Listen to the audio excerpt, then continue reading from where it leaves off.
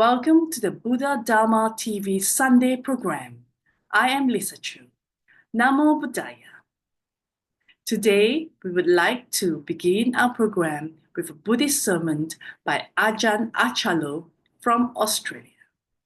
Ajahn Achalo left for Thailand to study Buddhism at the age of 20 and was ordained in 1996. Ajahn Achalo lived in several international forest monasteries in the Ajahn Chah lineage. The title of today's Buddhist sermon is Developing the Seven Factors of Enlightenment.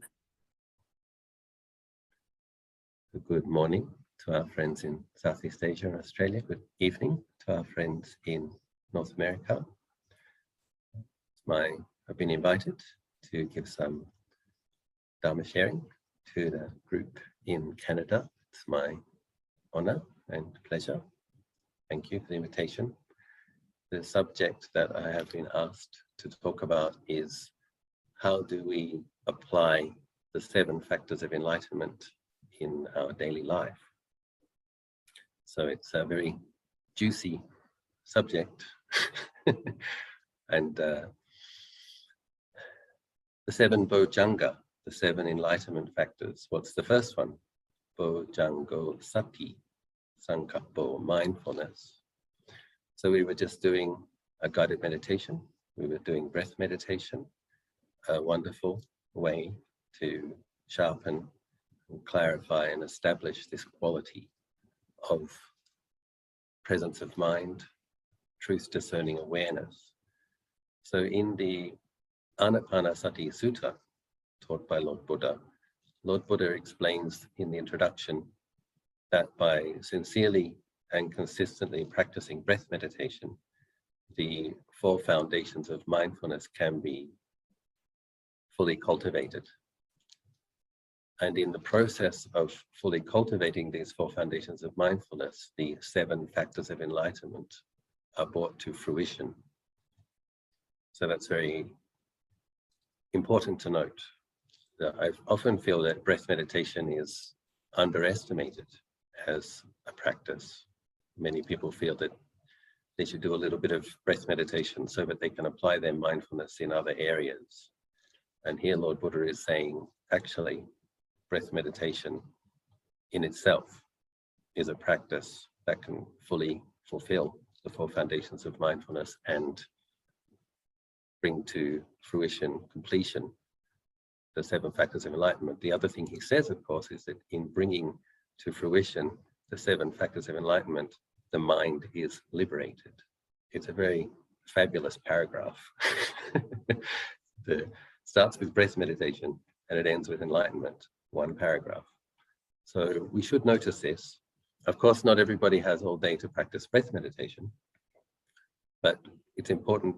The reason I'm making the point is I think we do underestimate its value, because when we come to sit and you practice your breath meditation, you will be aware of feelings in the body. So you'll be aware of the body has come to sit, and you'll be aware of feelings in the body. So you're already developing mindfulness of the posture. You know what posture you're in. You're already developing your mindfulness of feelings that arise. And when you give your attention to the feelings associated with breathing, you have mindfulness of feelings. And then what happens? You're trying to be mindful of the breath, and you have all sorts of thoughts, don't you? And you might have dullness. And so you become aware of various other mind objects. And as the quality of mindfulness gets sharper, hopefully you begin to know this one's a wholesome one, this one's an unwholesome one, this one's a neutral one. Begin to recognize what is a spiritual power and what is a hindrance. And so a great deal of benefit comes from simply sitting down and closing the eyes and setting the intention to be aware of the in and out breathing. Develop a lot of mindfulness and wisdom if one does it correctly. So I do recommend starting your day with breath meditation before you get busy with other things, because it's through this act of meditating, formal meditation, trying to make one object the object of the mind. That's what develops some energy, another of the 7 factors of enlightenment. And that's what gives the presence of mind enough integrity and clarity that you can then try to apply it to other postures and other activities throughout your day. So if we are hoping to apply the 7 factors of enlightenment, cultivate the 7 factors of enlightenment in our daily life, I would recommend beginning with breath meditation in the day, in the morning, before you get busy with other things. So that would also mean not looking at your phone yet, turning it off, and just or possibly having it in a different room, because these devices sending the mind out a lot, other people, other places, opening the mind to the lokadhatu, the worldly element, and the mind gets all sorts of sense impressions about all sorts of things. Don't do that straight away. When you wake up in the morning, meditate, establish clarity before you expose the mind to all of those things. The next factor of enlightenment is investigation into Dhamma. This is very important. So this is where having a sense of paying attention, mindfulness is sometimes translated as truth discerning awareness. I like that description. But there is delusion in the mind. If there wasn't delusion in the mind, we'd be liberated already. So the problem with delusion is that it deludes the mind. So you might not necessarily know that you're deluded. When we are deluded, oftentimes we don't know, unfortunately. This is why we need this quality of mindfulness. We need to start shining light and clarity into the murkiness, the grayness, the darkness, so that we can start seeing these things. Illuminate your mind with mindfulness. So we need to recognize delusion, and we need to apply antidotes. So this is investigation into Dhamma. This can also be reflective meditations. So suppose, for example, you tend to think a lot about the future. If you're a person who thinks a lot about the future and worries a lot about the future, Lord Buddha recommended the death meditation. So this is an investigation. You investigate the fact that you could die today through any number of means. You also should pay attention, you should ask yourself, of the various plans that I've made, how many of them went as I planned them? Because if we recognize truthfully that oftentimes the way we plan things is not how things go, then we might not invest as much energy. You might have a loose plan, a plan A, a plan B, a way that we hope things will go. But then you start paying more attention to the way things are going or what is possible. And so we need to recognize what are your frequent flyers in terms of delusion? What do you obsess about? What takes away energy from the present moment, and what destroys your clarity? Lord Buddha describes the 5 hindrances as bandits, as robbers, qualities which steal peacefulness. That's a very clear word. The Buddha didn't say these 5 hindrances are your friends sometimes. The Buddha said the 5 hindrances are robbers, bandits. So what are they? You've got your sensual craving, then you've got your irritation, your aversion, anger, sloth and torpor, dullness, sleepiness. And so the investigation of Dhamma is also kind of noticing what is present in the mind, and what are you doing that feeds it if it's a hindrance, and what are the remedies that you might need to apply, or the antidotes in aiming to make your mind a bit more balanced. So the next hindrance, of course, is restlessness, worry, anxiety, and the last is doubt. So if we are a person who's very prone to restlessness and anxiety and worry, what are things that you can do to stop exposing yourself to things that stimulate that? So if restlessness and worry takes away a lot of your clarity and a lot of your well-being, it's probably wise to limit the amount of news that you listen to and limit the amount of social media that you expose yourself to. These days, you open up your WhatsApp or your Line or whatever it is, and you literally never know what's going to come in. You're opening your sensitive mind to the worldly lokadhatu, the entire world, in a way that wasn't possible 10, 15, 20 years ago. But now it is. You can see something wonderful, inspiring, uplifting, and you can see something horrible, or you can hear some news which is terrible. This day and age, we hear news about everywhere all the time. It wasn't possible 50 years ago, a century ago. It might take 6 months to hear what happened 4 valleys away. So we need to recognize that it's a different time. Technology has changed things, and it's sensible to have boundaries with it. So how much entertainment do you expose your mind to? How much distraction? Because I think it's very important. You've invited me. I'm a forest monk living in Thailand on a mountain, sincere meditator. You've invited me to give you some Dhamma reflection. So I'm going to be a bit firm with you. Please allow me. Many people feel, I'm just going to challenge you a little bit. Many people feel that their spiritual practice is the most important thing in their life. If you have this mindfulness and investigation into Dhamma, I want you to ask yourself, is it? Is it really? What I would like you to notice is how much time do you spend on social media and in watching entertainment compared to how much time you meditate. I would like you to notice how much you talk about politics, news, the economy, and relationships compared to how much you investigate Dhamma. And I think that most people will have to come to the conclusion that their spiritual practice is one of the important things in their life, quite possibly coming in at second or third. And that's normal. I'm not saying this in a scolding way, but what I'm saying to you is, if liberation is something that you really want, the 7 factors of enlightenment leading to liberation, then we do need to make our spiritual practice the most important thing. And if our spiritual practice is the most important thing, I would suggest that that would be demonstrated by the fact that when we get up in the morning, it's the first thing we do. And then as we go throughout our day, we will also find more time during the day to do some more. And we wouldn't put our head down on the pillow at the end of the day unless we've done a bit more before sleeping. So a very sincere spiritual practice with liberation as its goal, I believe, will have practice in morning, afternoon, and evening every day. And then you have a powerful spiritual practice. And then you are realistically laying the causes for some other of these factors of enlightenment. So with regards investigating Dhamma, knowing the quality of your mind, knowing the texture of your mind, knowing what's affecting it, knowing what you do to feed that, giving some consideration as to how you protect your mind and nourish the wholesome and abandon the unwholesome, put a sensible amount of constraint and restraint on entertainment and distraction. Be careful with harsh critical speech and gossiping.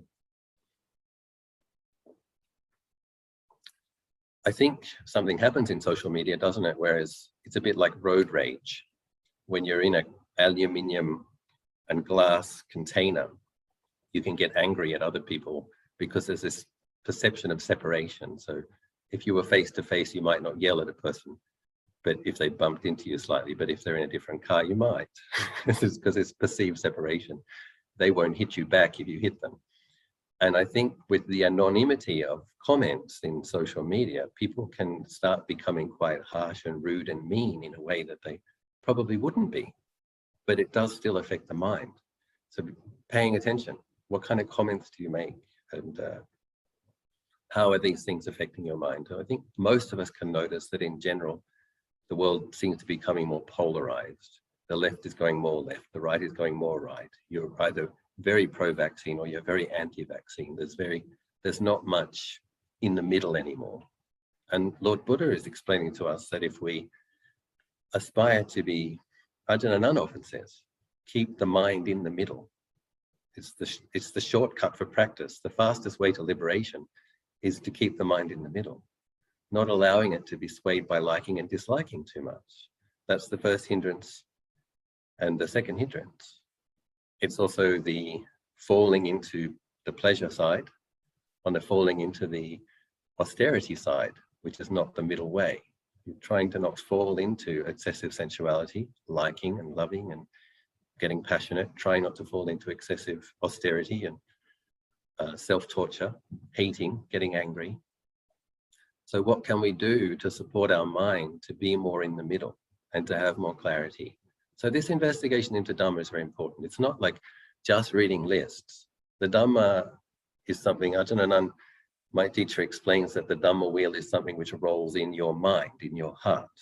So right mindfulness, right concentration, right speech, which is going to come from right thought. This is all in your heart, in your mind. And Ajahn explains that when the Dhamma wheel is turning in the heart, it's destroying greed, hatred, and delusion and ignorance. But if we neglect to have these qualities functioning in the heart, then greed, hatred, and delusion are actually destroying the Dhamma. So that's where the holy war is. We need to be establishing right mindfulness. We need to be establishing right thought so that we have right speech, which will manifest as right livelihood, all of these other things. So we do our meditation, we pay attention. What's my mind affected by? How can I support it to be balanced? So if you're falling into irritation often, or even anxiety, worry, depression, all of these things are kind of probably on the irritation aversion spectrum, then this is when we need to have some samatha practices. We really do need to have several tools in our meditation kit. We need to be cultivating the metta. So I recommend doing metta practice for the first 10 or 15 minutes of every sit, if you're going to do a 45-minute sit. One of the reasons I recommend that these days is the world seems to have become a more dangerous and unpredictable place. And also the whole COVID phenomenon. There's a lot of distressing and sad news. So we need to maintain a healthy sense of self-care and well-being. So really establish loving kindness for oneself, and then train in radiating it to more numbers of beings and more classes of beings. The metta practice also really supports, Ajahn also explains that cultivating metta helps us in developing our mindfulness, because you often notice that irritation and anger kind of destroys clarity. You might have a nice sit in the morning, then somebody says something, you get irritated, all the clarity, all the peacefulness is gone. Or if you react, kind of threw the peacefulness away. But if you have this capacity to hold the metta in the heart, someone else might say something irritating, you instantly feel your sensitized heart, which has loving kindness in it, you're able to hold that loving kindness in your own body-mind phenomenon while you're experiencing the irritating thing. You cannot react, you cannot have the irritation, and you also notice if an angry thought arises. It's like a mirror, and then you may not make karma with the speech. So metta bhavana is another wonderful and powerful practice for helping us contain our irritation and keep the mind balanced, and also having something wholesome to pick up that protects the mind from falling into unwholesomeness. This is why I recommend it, as my teacher recommended for me. I found it very helpful at the beginning of every session. Because what happens is after a period of months, a period of years, you end up having quite a powerful metta practice, and you have an ability to pick up metta. I say, oh, right now I'm suffering. Somebody said something that I find irritating, or somebody said something was hurtful. And I can instantly go to, may I be well, may I be happy, because in that moment I'm a suffering being and I recognize that. And it's like replacing by opposite. Instead of falling into feeling hurt, instead of falling into anger, I can pick up loving kindness and radiate loving kindness inwards. It protects the heart. And then you can radiate loving kindness to the person who might have used to irritated you, and not be irritated by what they say when your metta practice gets powerful. So then what happens if we have our mindfulness, consistent mindfulness, and our investigation into Dhammas? Bojjhango sati sankato dhammanang vitayova virya, so energy. Ajahn Pasano often says that effort has a direct correlation to energy. I would absolutely agree. It's putting forth all of these skillful efforts that gives rise to energy. So when we have energy coming from a good energetic practice, then these other factors of enlightenment can arise. Bojjhango sati sankato dhammanang vitayova virya, piety, rapture.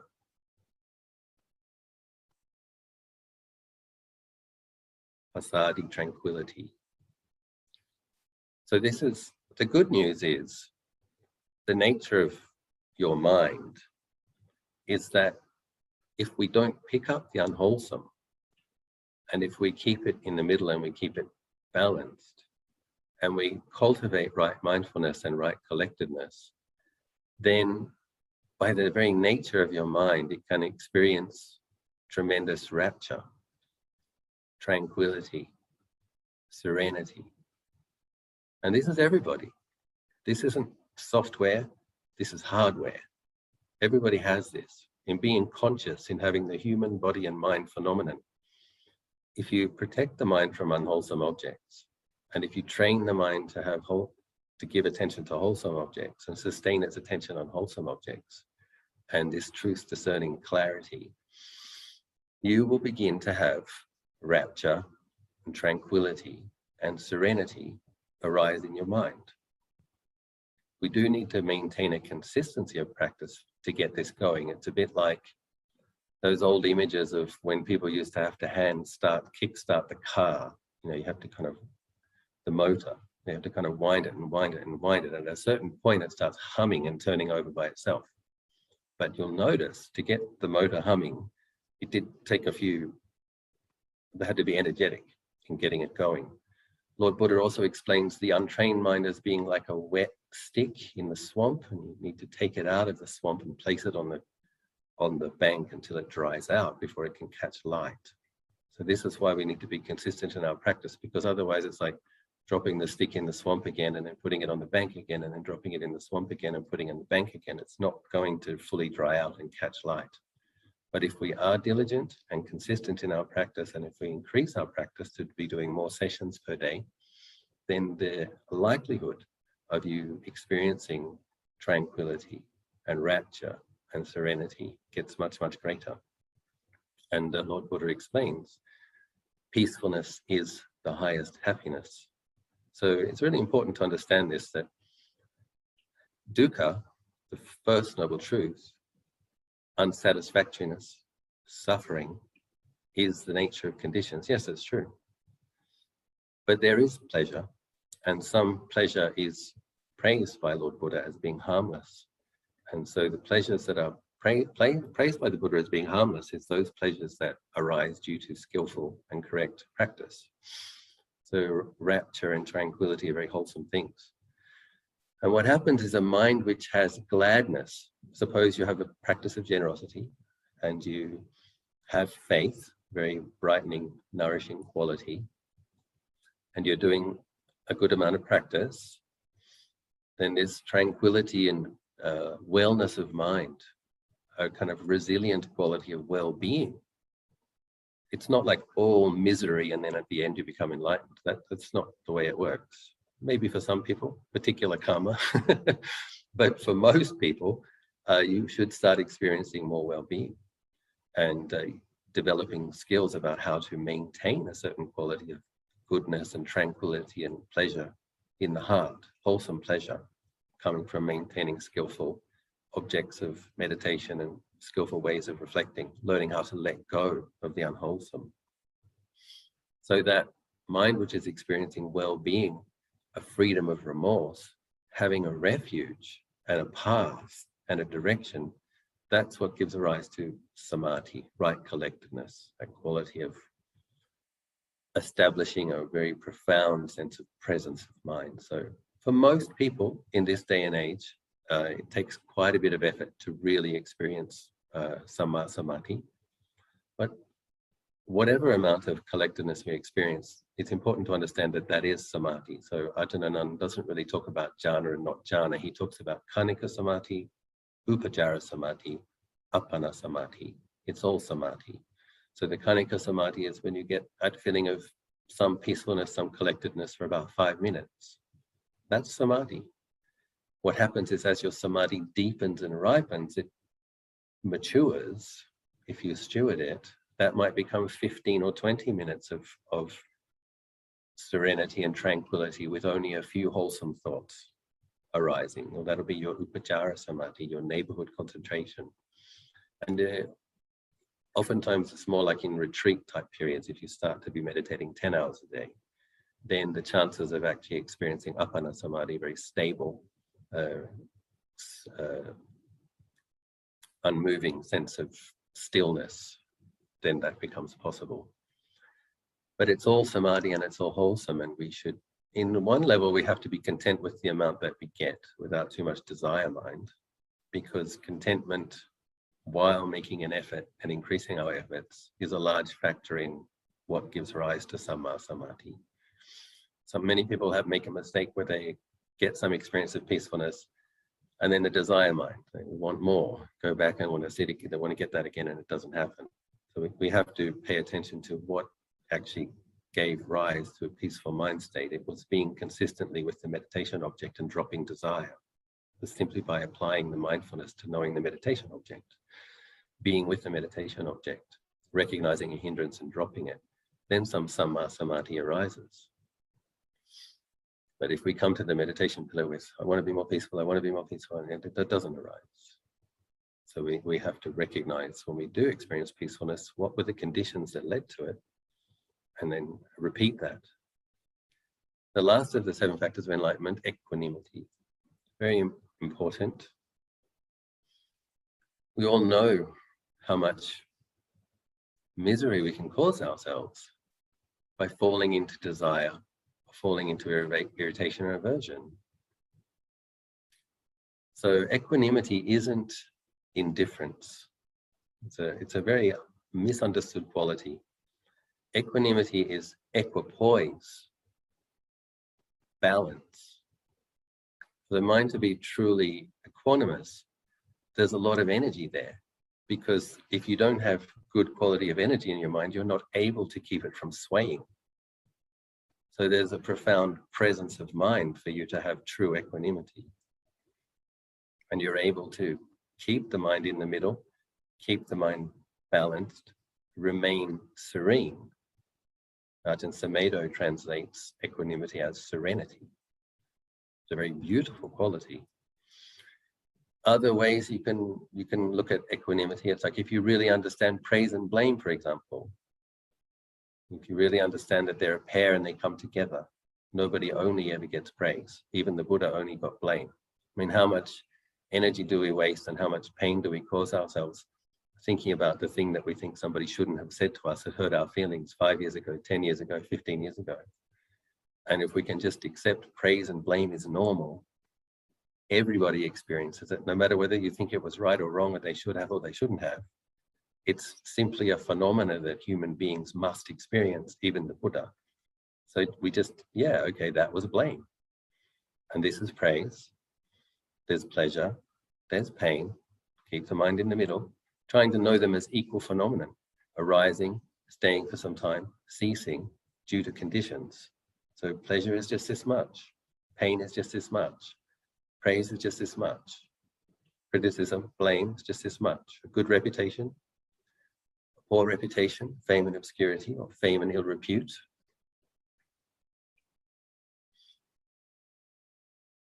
Equanimity, the best way to cultivate equanimity, I believe, is formal meditation, because this is when you have the integrity of mind to notice these things arising, staying for some time and ceasing, all right, whatever they are, the pleasure, the pain, the praise, the blame, the attachment to it, the aversion to it. Once you see these things arise and fall away with more clarity and with more detachment, then you begin to understand, yeah, they're equal phenomenon, they're pairs, and we all have to experience all of them to some degree. And then also when you have those peaceful moments, whatever the hindrance was, whatever the kilesas were, when you're able to take the mind to a space of serenity and clarity, then you know what equanimity is, not being swayed by liking and disliking and just resting. And the more you're able to sit and watch a hindrance fall away and stop, and the more you're able to see whatever the mental formations are, whatever the proliferation is, when we're able to sit and just see it cease with a sense of clarity, then we trust that more and more, and we're able to bring this quality of clarity, mindfulness, and wisdom into our daily life, so that even when there are proliferations, reactions, there's a part of the mind that doesn't believe it completely, which is observing it. That's very, very important. Sometimes it's like in life, there's like three people in your experience. There's the one who's committed to the wholesome, and there's the one that just wants to have fun or wants to act out an angry reaction. And then there's the one that's observing them. I don't know if other people have that kind of experience, but sometimes for myself, there's a conversation between three people. Wholesome dhammas, unwholesome dhammas, and that which knows them. And so that which knows is hopefully having a good conversation with the unwholesome one and restraining it, and having a conversation with the wholesome one and encouraging it. But when we're able to see with clarity, various hindrances arise and cease, various proliferations arise and cease, then we don't believe our opinions as much, and we don't believe our reactions as much, and we're able to bring this quality of my nair, which Ajahn Chah talks about, not sure, bringing this quality of not completely believing even our own opinions. The one that was talking about how opinions have become so polarized now. It's like we have to have opinions, we can't not. We have to have our understanding of what we think is good and what we think is not good. But we don't have to believe it 100%, and we don't have to clobber other people on the head with it. It's like, this is my opinion. That's the opinion I have with the information I currently have. If I get different information, I'm willing to change it straight away. If I get more accurate information. And I don't have to prove that I'm right, and I don't have to contend with other people who I think are wrong. I just know an opinion as an opinion, and I try to hold it skillfully.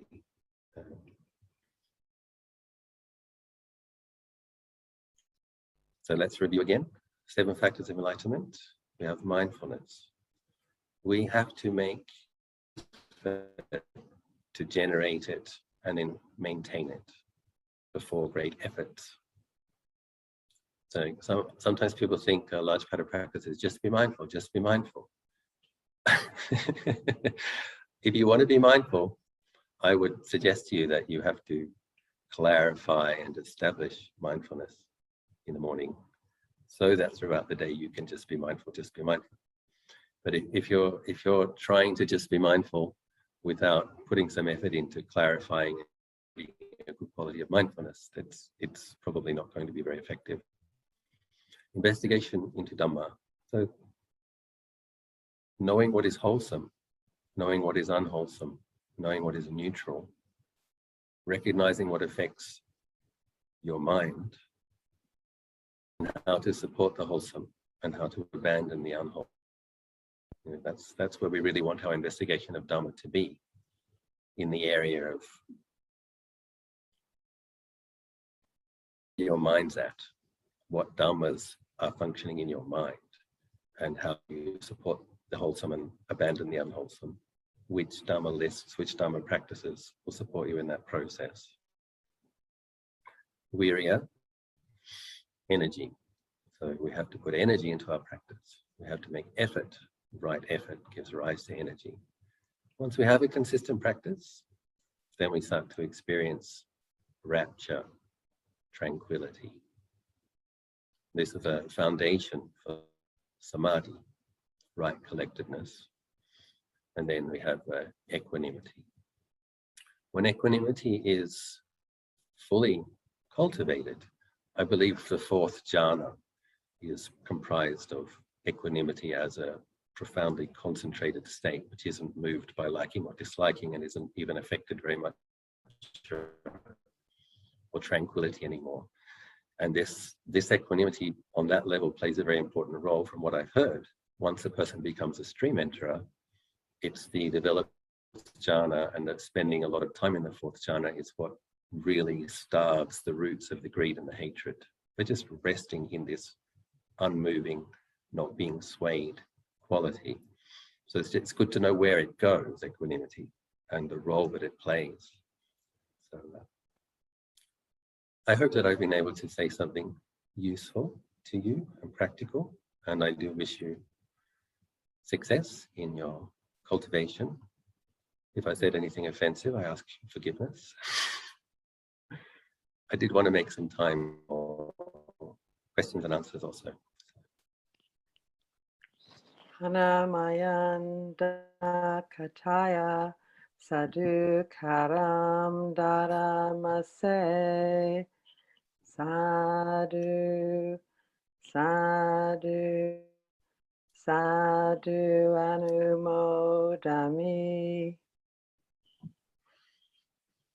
I have three questions actually. The first question is actually in respect of the phenomenon in related subject to rising and ceasing. Wonder you can share some of your techniques as to how to observe the in-between stage of rising and ceasing. So what should a meditator should observe? Because normally the rising and ceasing is so fast. Yeah, so I don't think we need to be observing arising and ceasing in every moment. What we need to have is a quality of presence that will recognize it when it occurs. So in between an in-breath, for example, there's the beginning, the middle, and the end. And if the mind is fairly peaceful, there'll be some stillness. And the stillness actually ceases. The thing is, we don't have enough mindfulness or clarity to notice the cessation of the stillness that is occurring. So the space also has an end. So we have to have clarity that notices when neutral phenomenon change as well. So you have the beginning, the middle, and end of an in-breath. The breath ceased. You have the space between the next breath, and that if the mind is in a somewhat peaceful state, you might not notice anything, but that neutral state also changes when the out-breath begins. Then there's another feeling to observe. So we have to, sometimes we're also just staying still and observing. And if you're not noticing any particular cessation in that moment, it's okay. But for example, when there is a feeling that impinges, that will be changing, and then it will cease. If there's a knee pain or if there's a shoulder pain, that will be. And then when the mindfulness gets really good, people will see that there's a lot of changing even amongst neutral feelings. There's arising and ceasing, arising and ceasing, arising and ceasing in neutral feelings. But I think what is important is the quality of staying centered and staying still and observing the cessation when you can. And then that's what makes the mindfulness sharper, and it will be able to observe it in more and more clarity with more and more phenomena, including the neutral and more subtle ways. Yes. Yes, my second question is, how should one handle doubt in general? Thank you. Right. So I think recognizing it and not believing it fully. So this is where we have the doubt. You can actually apply your doubting nature to not believe your doubts. So this is where Ajahn Chah's recommendation to have a little bit of not sure awareness, not sure, whatever it is, not sure, not believing it completely. And sometimes it's okay to have doubts. And the Lord Buddha did say in doubtful matters, it's okay to have doubts. He didn't ban doubting. So suppose somebody's telling you something's good for you, but when you pay attention to the details a little bit more closely, you realize that that's probably bad for them. And it's okay to doubt that. So there are such things as wise and intelligent doubts. So one has to say, well, what is the doubt? Is it on something? And then it's okay. If someone's telling you something's the truth and you're looking at them and you're recognizing that they're lying, it's okay to doubt that. If someone is good for you and you recognize it's harmful, then you doubt that. But if you doubt your ability to meditate, if you doubt your meditation object, well, that's something that's harmful, because you have to have confidence in your ability. So sometimes we have to, depends on what is the doubt about. If you Buddha's enlightenment, if you doubt the Buddha's teachings, if you doubt the existence of arahants, if you doubt the capacity of the meditation object, well, this can be harmful. So sometimes we have to challenge. If our doubts aren't intelligent or wise, then we have to challenge them. It's not because the person doubts their abilities or think they'll never be enlightened. that's not a reasonable doubt, because actually it's the potential of all conscious beings, and there's no exceptions. You can't have something which is a law of nature, which applies to some and not others. So you sometimes challenge your doubts. Say, no, just as the Buddha, before he was a bodhisattva and before he was a great spiritual practitioner, was an ordinary being who had a lot of kilesa and a lot of hindrances at some point. And so this demonstrates to us that ordinary beings have the most extraordinary potential. That's just a fact. The issue is, do we sow the causes diligently? So, yeah, so if the doubt is wise, you can have the doubt. And if the doubt is unwise, try to challenge it, try to stimulate faith, try to stimulate confidence. Okay, thank you. The third question is actually related to mental volition or sankhara. What is the difference on the mental volition as to compare to the consciousness of the mind? What are the differences and similarity? Thank you. So I think when we try to investigate the nama dhammas, it gets very tricky. So what I have to say is what Ajahn emphasizes. He's my main teacher, and I believe that he's now experiencing the result of liberating and purifying his mind. Ajahn recommends that the main focus that we practice is being aware of what you're doing with your body and being aware of the feelings of the body and investigation into the nature of the body. That's what he says, as well as metta. That's what he says we should give primary attention. And the reason is, when we try to contemplate the nama, they're very fast, and oftentimes we don't have the integrity of the mindfulness to be able to see them arising and ceasing, and we don't see interlinking causal factors. And what happens in trying to make nama dhammas the meditation object, the mindfulness gets weak and the insight doesn't develop. But the body postures and the nature of the body and feelings arising due to body-based contact as the foundation, what happens is the quality of mindfulness gets more powerful, and then those insights into the relationship between consciousness and sense contact and thoughts occur, but they occur when the mind has the integrity of mindfulness to see them. So where Sanatan recommends that we place our attention. Yes. Thank you, Ajahn Achalo, and it's a real delight to actually have a chance to speak to you. So my question is sort of in regard to a comment you made about having that presence of mind, knowing the unwholesome, the wholesome, and then this third presence of knowing. And I wonder if you could just elaborate on that a bit more. Yeah. So in Thailand, there's actually a word which is used, which is called the Puru, the one who knows, which is probably better translated as that which knows.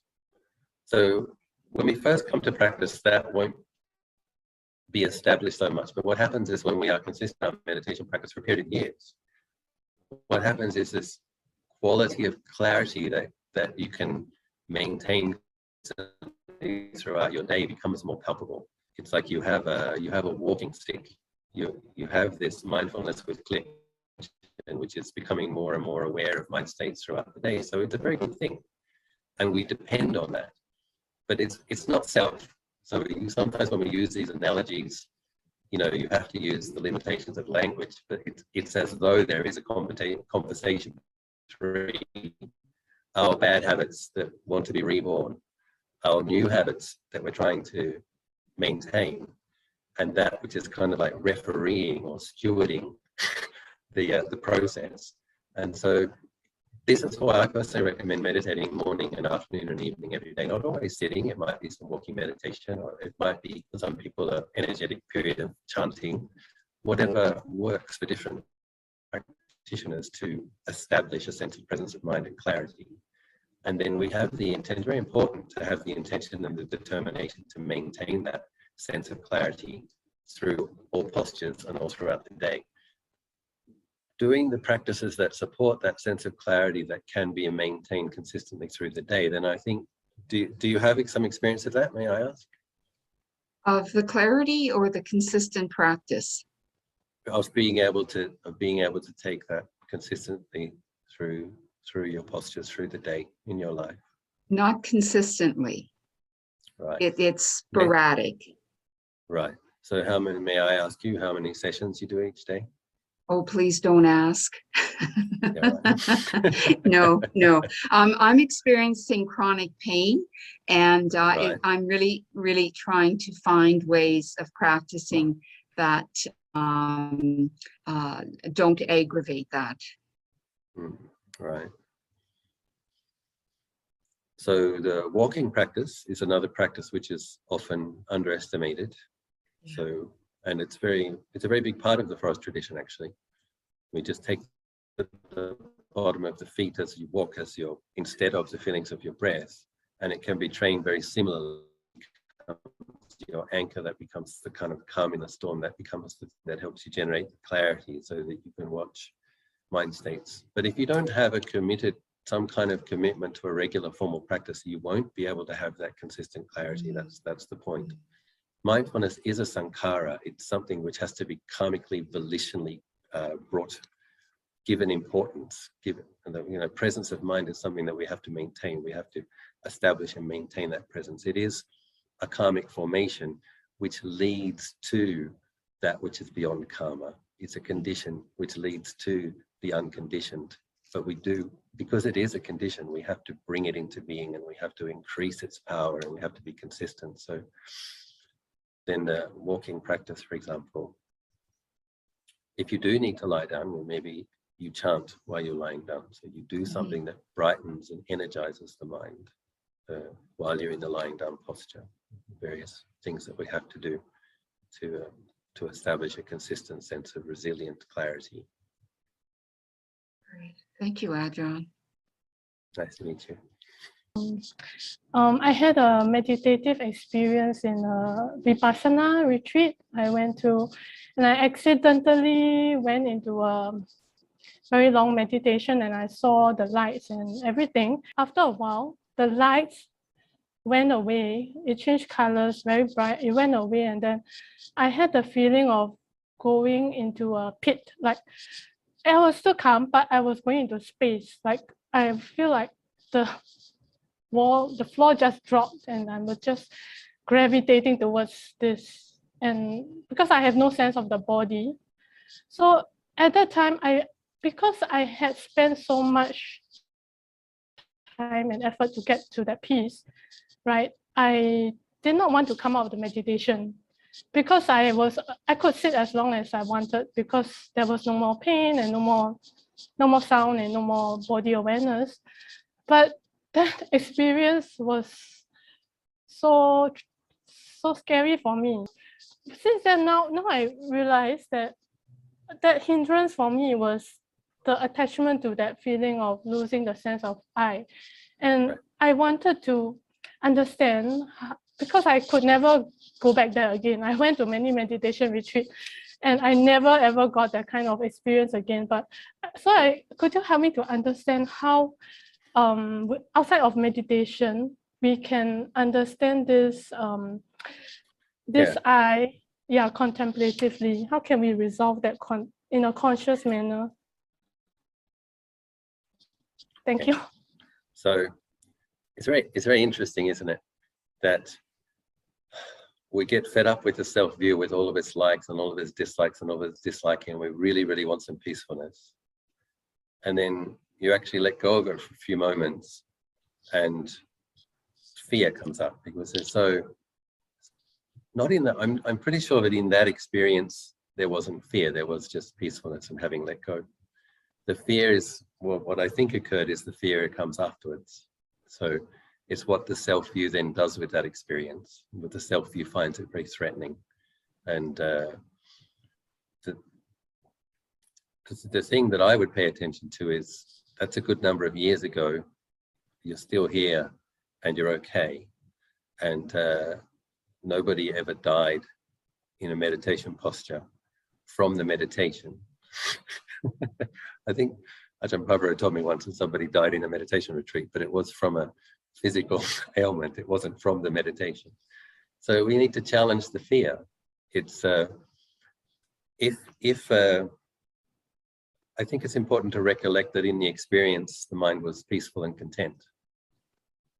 The mind is peaceful and content, and there's no sense of self there. The reason it's deeply peaceful and content is because there's no sense of self there. So and then what happened? The sense of self comes back. So the experience did destroy the self view.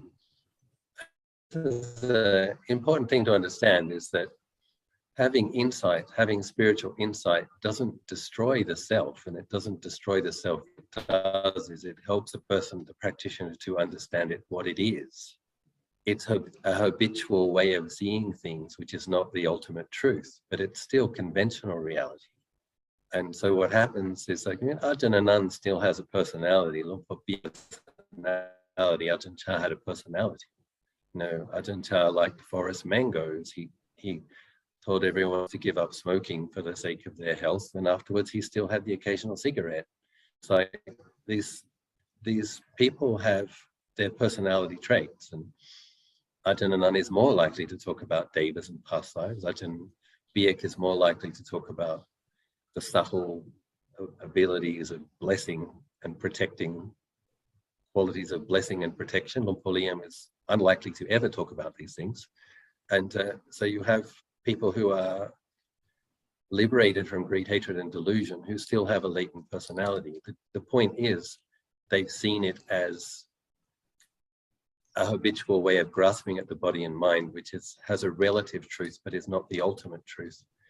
But the point is, no matter how many peaceful meditations you have, when you come out of your peaceful meditation, you're still going to have a latent personality. It's not going to be destroyed. And it's okay. So I think that we need to bring the mind to a peaceful state in the sense of letting go again, to understand that, yes, in peaceful mind states, the sense of self is let go of.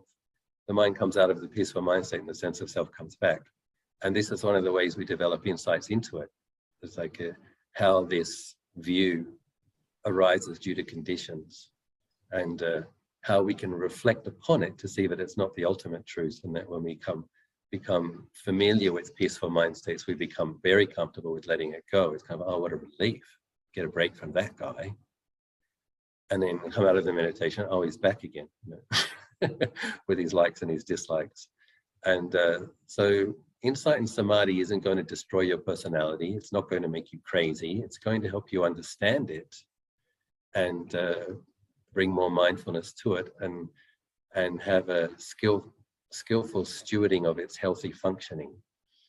But I think you need to challenge the fear of the experience and remember that you were peaceful in the experience, and you need to acknowledge the fact that years have gone past and you're okay. It didn't destroy anything.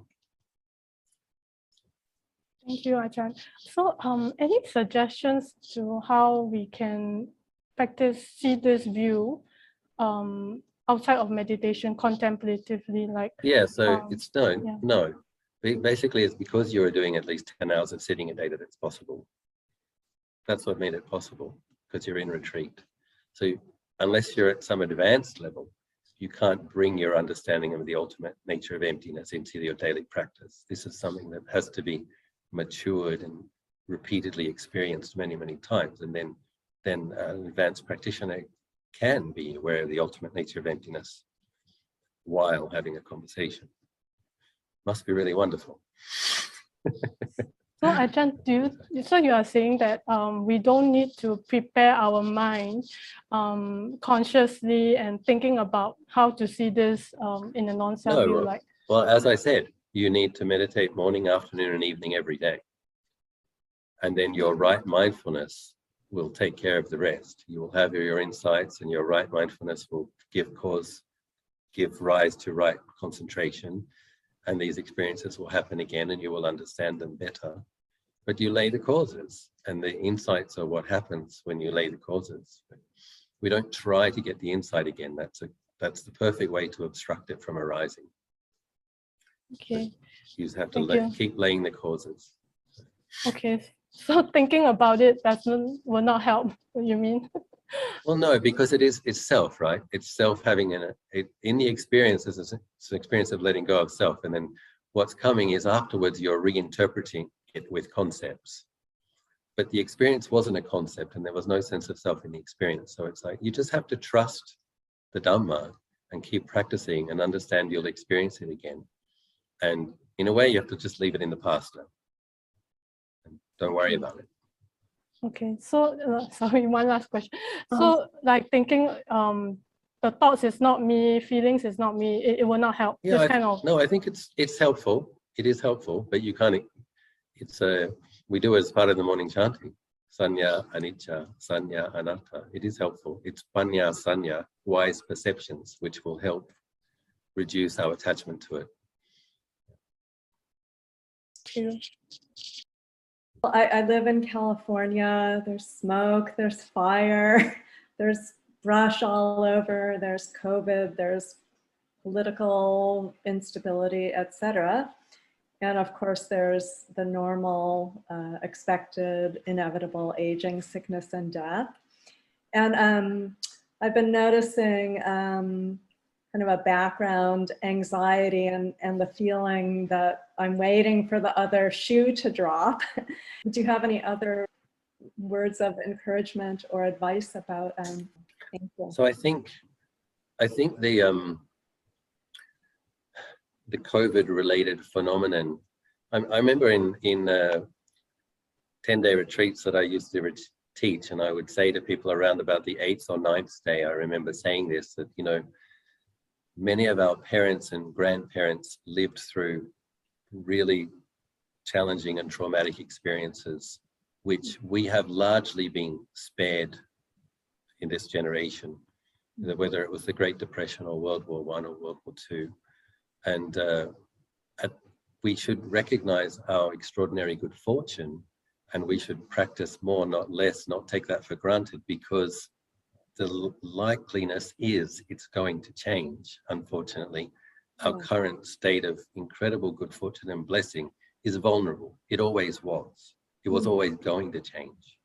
And so on one level, samsara is just business as usual, and we're more affected by it. But for a sense of perspective, I think about 4.5 billion human beings live on less than $5 a day.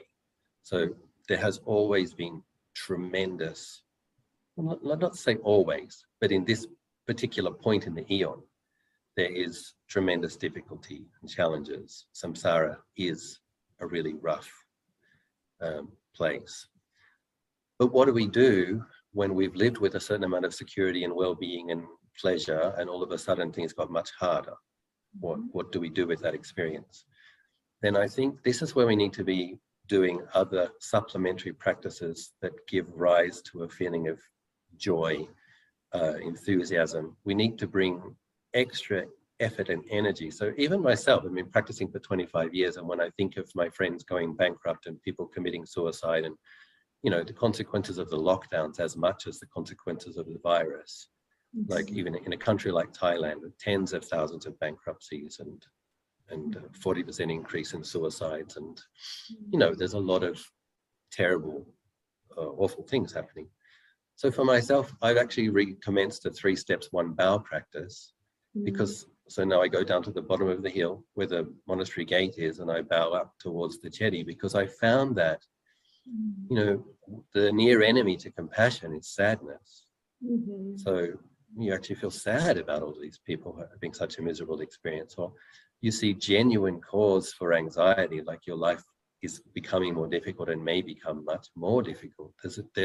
So it's like there's a validity, the mind can really pick these things up, because it's, you know, on a conventional level, it's real. Things got scarier, things got harder. So what do you do with that? So even for myself, I found that like a full body practice, which requires a lot of energy for a period of hours, it really shifts, it can really shift a more heavy, more sticky mind state, so that by the time I've done that bowing for an hour, the mind is bright and happy, because I've taken the Buddha's enlightenment and my aspiration for liberation as my object in a very dynamic and fully engaging way. So it shifts the mind state. And it's like all of the terrible things are still occurring, but the mind was able to put it down and not give it its interest or focus for a period of time. Other people, it might be a particular chant that they like. So I was recently recommending the Jina Banjara Katha, visualizing the 28 Buddhas on top of your head and Suttas and Arahants all around your body, and doing it 9 times. Like, it's okay. In the past, we might have done 15 minutes of chant and half an hour sit, and it was enough because life wasn't too painful. When life got much more difficult and much more complicated and much more scary, we need to really invest more into our spiritual practice so that it can be a real refuge. We need to have a more dynamic and more energetic practice. So even for myself, I find myself doing that. I'm doing more devotional chanting, and I'm doing more devotional practices which engage the whole body for a period of time to just shift these mind states so that it's more likely to experience peacefulness after that. So, Thank you. That's very helpful. and the other thing is it produces good karma as well. And the thing that's ultimately going to help us is the merit that we produce. Yes. So these things produce more good karma, which hopefully will bless and protect you or lead you to a safer situation if you need it. And perhaps if people would like to say good night, that would be. Thank you. Thank you. Good too. Happy to spend time with you. Thank Wish you you very every much. success. Thank you, Ajahn. Thank you, Ajahn. Thank you very much. Thank you, Ajahn. We would like to present a morning Gatha stanza with lyrics by the Wayfarers.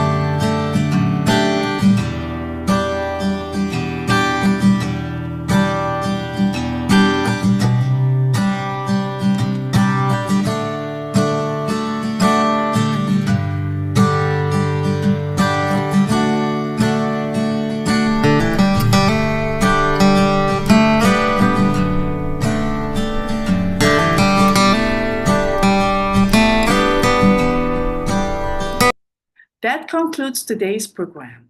If you have any questions about the contents of our broadcast, please feel free to reach out to us at info@buddhadharmatv.com. Our dedicated team remains committed to sharing the profound teachings of Buddha, helping you walk the path of wisdom and enlightenment. Thank you for joining us. We look forward to see you again next week at the same time. Namo Buddhaya.